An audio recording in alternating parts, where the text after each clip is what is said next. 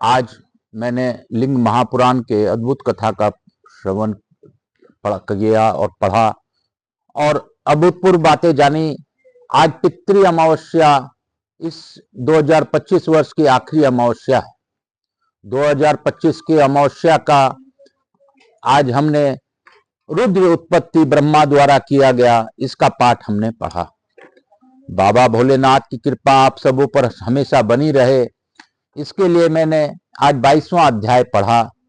22वां अध्याय में हमारे महादेव जी के से ब्रह्मा और विष्णु जी को वरदान मिला, उनका स्नेह मिला, उनका चरणों में स्थान मिला।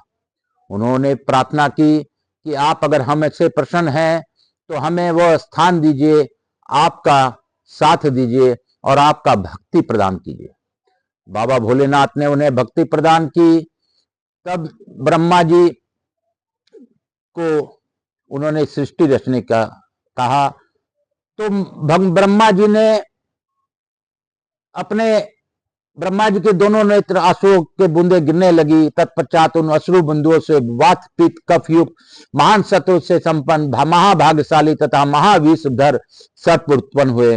वे स्वास्तिक चिन्ह से विभूषित थे तथा उनके केश फैले हुए थे। उन सर्पों के पहले उत्पन्न हुआ देखकर ब्रह्मा जी को बड़ी आत्मग्लानि हुई। वे वहां, अहो मुझे धिक्कार है, मेरी तपस्या मुझे यही फल प्राप्त हुआ। आरंभ में ही मेरे लोक विनाशक सर्प रूप प्रजा उत्पन्न हुई। अत्याधिक क्रोध तथा अधीरता से युक्त होने पर कारण ब्रह्मा जी के तीव्र मूर्छा उत्पन्न हुई और मूर्छा से आक्रांत पितामह ने अपने प्राण त्याग दिए। उसके पश्चात अप्रीतम वीर्य वाले उन ब्रह्मा के देह से दीन भाव से करुणीय पूर्वक 11 रुद्र पर रोते हुए निकले। रुदन करने के कारण ही उनका नाम रुद्र पड़ा।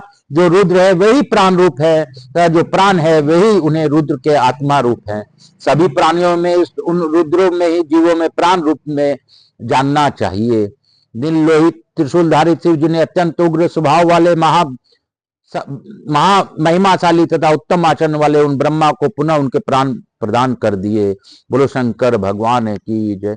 इस प्रकार अद्भुत कथा, अद्भुत लिंग पुराण हम लोग पढ़ रहे हैं, सुन रहे हैं, सुना रहे हैं। बाबा की अद्भुत कथा सभी को श्रवण हो, बाबा की कृपा बनी रहे, उनके जीवन काल में बाबा का सानिध्य प्राप्त हो। इसके लिए आप ज्यादा से ज्यादा देखने के लिए आकाश राजगरे यूट्यूब चैनल को लाइक कीजिए, सब्सक्राइब कीजिए और लोगों तक पहुंचाइए। काल हर दुख हर दारी धरा का